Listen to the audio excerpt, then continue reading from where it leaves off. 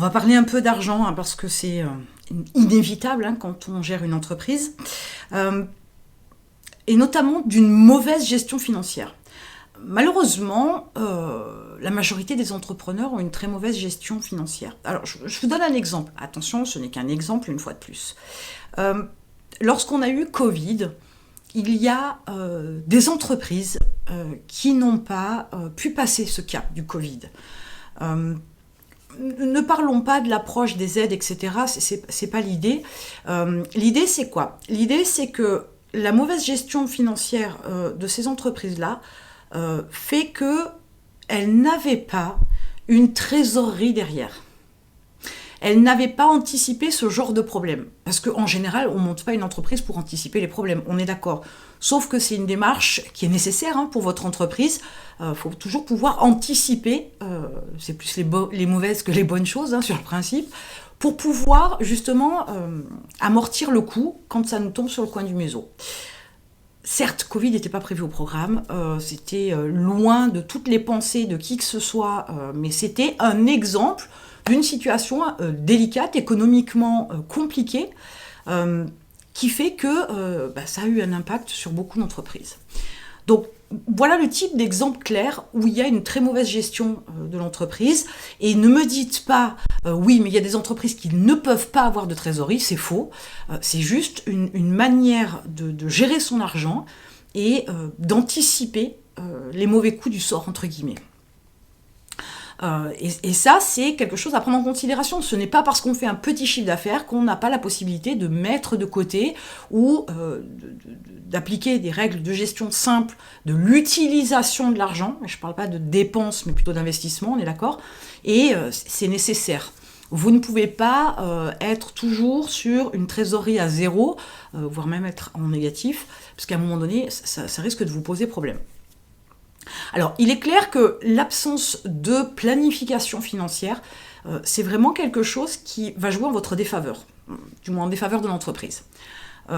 Quelques exemples d'une absence de gestion financière, donc par exemple voilà, le Covid, mais ça va être aussi de ne pas être capable de modifier son mode de fonctionnement, ses actions, etc., ses tâches, ses promotions, ses mises en avant de produits, ses ventes, par exemple avec une certaine saisonnalité.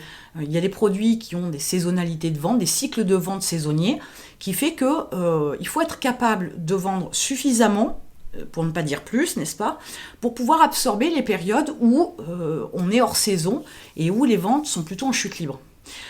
Cette appréhension, cette anticipation, je préfère, cette anticipation de la saisonnalité comme ça du produit que vous avez à vendre fait que vous allez pouvoir réguler. Mais il faut le savoir, il faut le connaître. Ça veut dire quoi ? Il faut jeter un œil sur vos chiffres. Il faut être capable d'analyser ce que vous avez fait l'an dernier, comment vous l'avez fait, quel résultat ça a donné, combien de temps ça a pris, etc., pour pouvoir faire mieux cette année.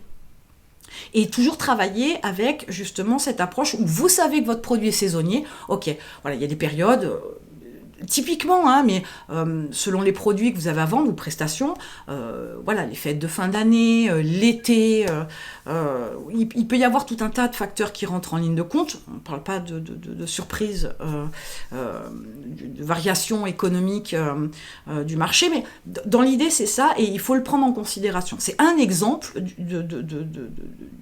d'une absence de planification financière qui fait que vous êtes loin d'anticiper ça et de travailler en conséquence. Du coup, ça peut faire de très gros trous dans votre trésorerie, et ça, c'est pas une bonne chose. Les erreurs de budget et de contrôle des coûts, là, il y a deux choses importantes. D'abord, il y a l'approche contrôle des coûts. C'est quelque chose que... C'est une notion, quand on n'a pas fait de compta et qu'on n'est vraiment pas rentré dans le truc, c'est un truc qui échappe. Pourquoi ? Parce que pour la majorité des entrepreneurs, malheureusement avec qui j'ai pu travailler, ils ne prennent pas en considération tout ce dont ils ont besoin pour produire et délivrer un produit. C'est bien de calculer les coûts concernant la matière première, par exemple, Sauf que souvent la main-d'œuvre, malheureusement, est oubliée. Et il y a même sa propre main-d'œuvre à prendre en considération. C'est-à-dire que si vous avez pris du temps, si vous avez rencontré des clients, si vous avez fait des déplacements, etc., c'est à prendre en considération. C'est pas parce que c'est votre temps que ça ne rentre pas dans le coût de votre produit. Donc, souvent, on a du coup un coût de revient qui est plus élevé que ce qu'on avait escompté, ce qu'on avait calculé. Et du coup, quand on fait le rapprochement avec le prix de vente, la marge est nettement moindre et on est bien en deçà de ce qu'on devrait faire, de ce qu'on devrait dégager en termes de marge pour pouvoir assurer un développement, une bonne santé et le développement de son entreprise.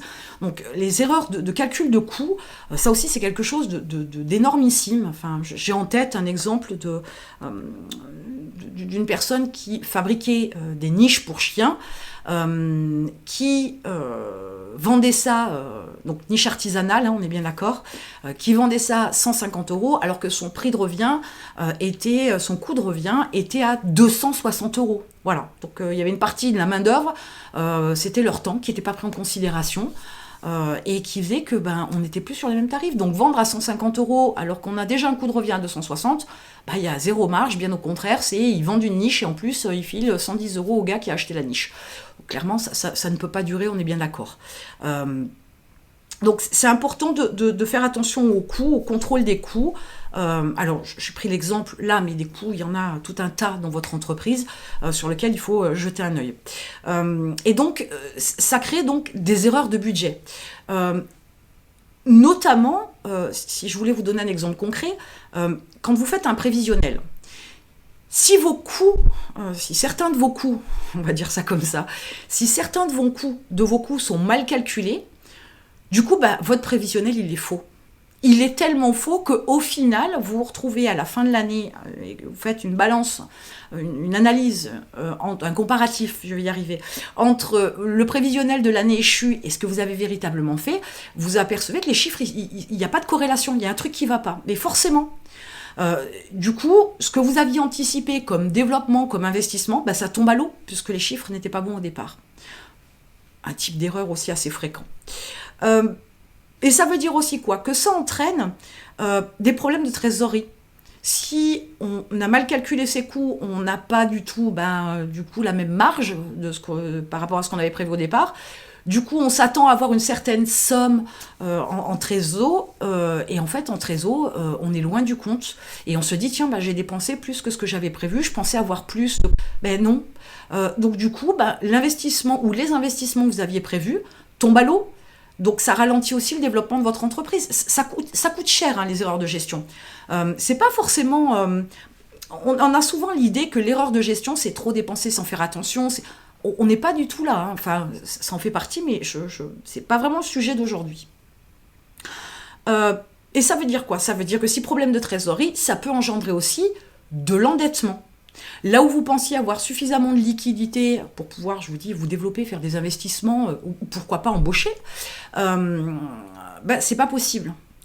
Du coup, peut-être que vous pourriez éventuellement passer à un crédit pour vous redonner un petit coup d'air, etc. Mais sauf que quelque part, c'est une erreur, dans la mesure où vos coûts étaient faux au départ. Donc, sur le principe, c'est de votre faute. Donc, les coûts étaient faux au départ. Du coup, vous n'avez pas la trésorerie pour faire un investissement quelconque, vous allez vous endetter sur lequel vous allez payer en plus des frais pour pouvoir faire l'investissement que vous aviez décidé au départ, sauf que vous vous mettez déjà dans une situation où vous êtes plutôt dans le rouge. Si vous ne rectifiez pas les coûts après, vous n'aurez jamais la trésorerie pour absorber le remboursement du crédit que vous avez fait. Donc attention, parce que l'endettement, il pointe très vite le bout de son nez quand on fait ce genre d'erreur, notamment au niveau des coûts. Quand on fait ce genre d'erreur, l'endettement peut très vite arriver. Parce que du coup, on est dans sa tête et dans les chiffres, de toute façon, parce que c'est là que ça se passe, les chiffres ne mentent pas, on s'aperçoit qu'il y a vraiment un décalage, un delta énorme. Il est clair que si en plus... cette approche de faire des crédits, etc., fait que ça a été déclenché, entre guillemets, ou ça a été une démarche que vous avez faite parce que vous manquiez de trésorerie, Potentiellement aussi, on pourrait imaginer que vous avez du mal à payer vos prestataires. Là, vous pouvez vous en débarrasser assez facilement. Vous avez du mal à payer vos salariés. Là, ça peut devenir très vite compliqué. Vous pourriez aussi avoir du mal à payer vos fournisseurs. Tout ça fait que ça vous met dans une réputation qui n'est pas très bonne. Donc ça, c'est pas du tout bon pour votre entreprise. Mais aussi, ça donne un indice de solvabilité au niveau de votre entreprise en chute libre.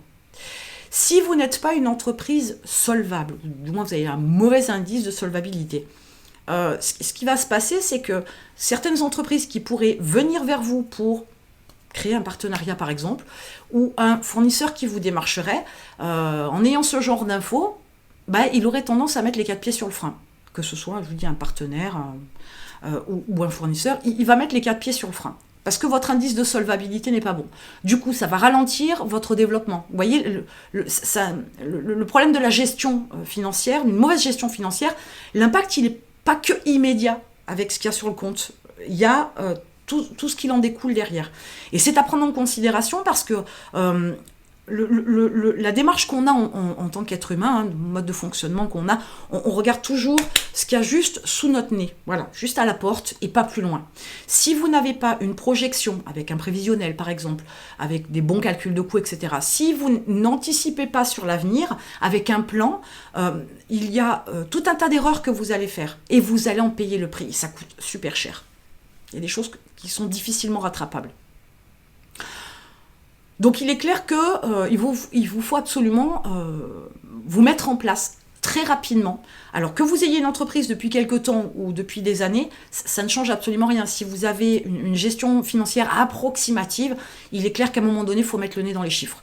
Ça veut dire quoi ? Ça veut dire qu'il faut peut-être revoir toutes les dépenses, ça veut dire qu'il faut peut-être recalculer les coûts, ça veut dire peut-être qu'il faut revoir son approche de travail, parce qu'il y a peut-être quelque chose qui pourrait être amélioré. Il faut donc prévoir son prévisionnel. Il faut établir, par exemple, de quoi se générer une trésorerie qui va être là pour vous aider, pour vous conforter ou pour investir par la suite, mais que vous ne puissiez pas vous retrouver dans une situation comme le Covid, par exemple, pour pouvoir anticiper en cas de coup dur, de baisse de vente, de problématiques. Il peut y avoir un changement de loi, il peut y avoir tout un tas de choses qui rentrent en ligne de compte et qui peuvent vous mettre un coup dur. Donc, il faut y penser. Le nez dans vos chiffres, de manière générale, c'est quelque chose d'incontournable. Le nez dans votre gestion financière, c'est quelque chose qui doit être fait régulièrement, qui doit être révisé, analysé, peaufiné, modifié, pour que vous puissiez être sur une phase de développement constant. Donc, ne prenez pas la légère. Je vous dis, même si vous ne faites pas beaucoup de chiffre d'affaires, même si tout ce que vous voulez, il n'y a pas d'excuse, il n'y a pas de raison valable de ne pas mettre le nez dans vos chiffres. Donc, si vous n'avez rien fait jusqu'à présent, il est temps de vous y mettre, de prendre le temps de vous poser pour pouvoir vous remettre impeccable de ce côté-là.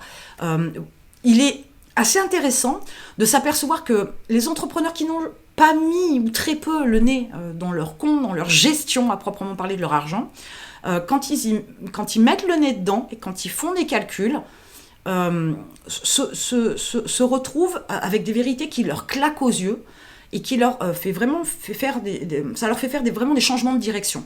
De bonnes en général, pas de mauvaises, mais voilà, il y a des prises de conscience qui sont hyper fortes. Lorsqu'on pose les chiffres ne mentent pas, je le dis, je le répète, je le rabâche, j'adore cette phrase parce que les choses sont très claires avec un chiffre, enfin des chiffres. Donc, des nombres. Donc, mettez-vous-y parce que, je vous dis, même si vous ne faites pas beaucoup de chiffre d'affaires, en faisant certains calculs, vous pourriez vous rendre compte que vous faites fausse route. C'est le moment de rectifier avant qu'il soit trop tard. À un moment donné, si effectivement vous ne faites pas assez de chiffres, vous n'arrivez pas à vous développer, vous vous épuisez au travail, etc., vous pourriez être tenté d'arrêter.